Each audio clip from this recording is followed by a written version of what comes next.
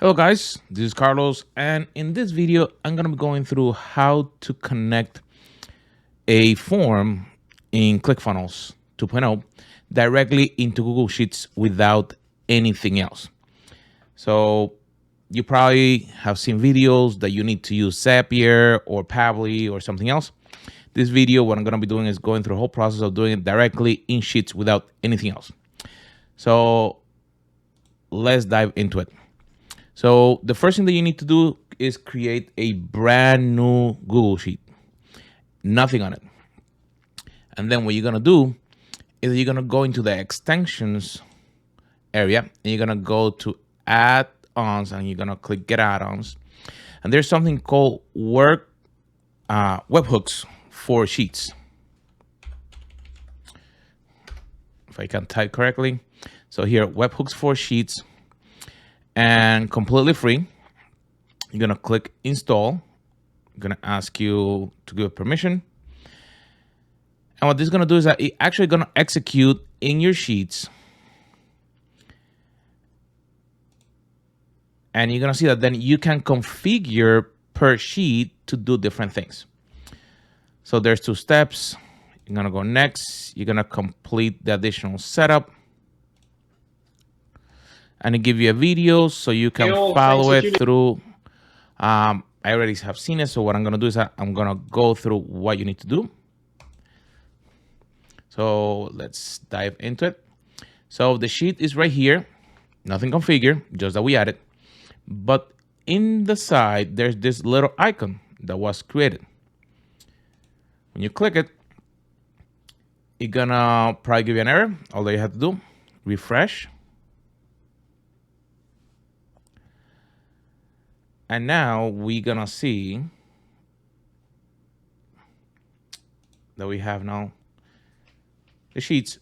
And here's what we can start configuring. So the first thing is that it's telling us on the top where the data gonna land. So let's say that you may have multiple sheets in here. You can do it. If you change the name, refresh, because you need to do this before you configure everything. Okay. So if you want to say a 200, okay, we need to get a 200, okay, so the workflow will stop, or if not, the workflow gonna continue sending, and you're gonna have multiple entries in your sheet for the same information. Well, you don't want to have multiple because that will be duplicate. So you want to, when ClickFunnels send the webhook and the information is there, you want to make sure that it's, yeah, I receive it. And that's the way that it goes. Okay. If you want to add a timestamp, you can add a column so you can see the timestamp.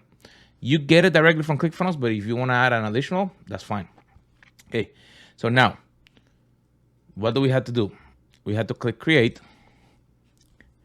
And after this, we're going to have to refresh the sheet. What this is doing is that this is creating an app script with all the information on the back end and putting it to execute. So you see, so now I need to reload the sheets because I don't have anything in here right now. Refresh your sheet.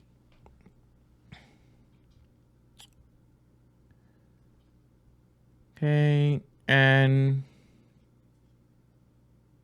we have now this webhook option in here.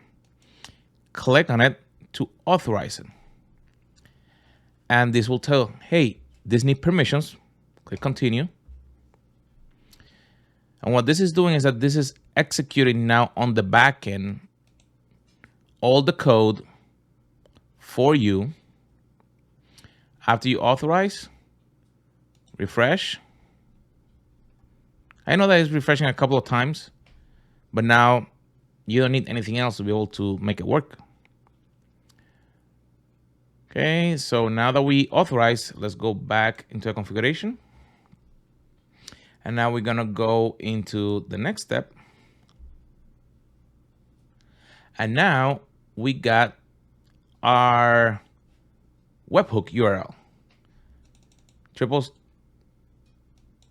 Click, copy it. Now I'm gonna go into my ClickFunnels 2.0 webhook. And in here, I'm gonna go into a workflow that I already have attached. And let's remove this so you can see the whole process. So in your workflow, you click the plus sign, you add a webhook, and what I'm gonna do, I'm gonna paste that full script and I'm gonna add a name. So Google Sheet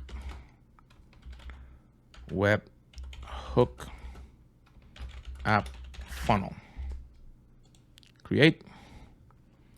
And now I can bring, so now this is working. Let me take this out. I'm gonna bring the funnel up. I wanna have it so you can see it there on the back end. So I'm gonna do Johnny Smith,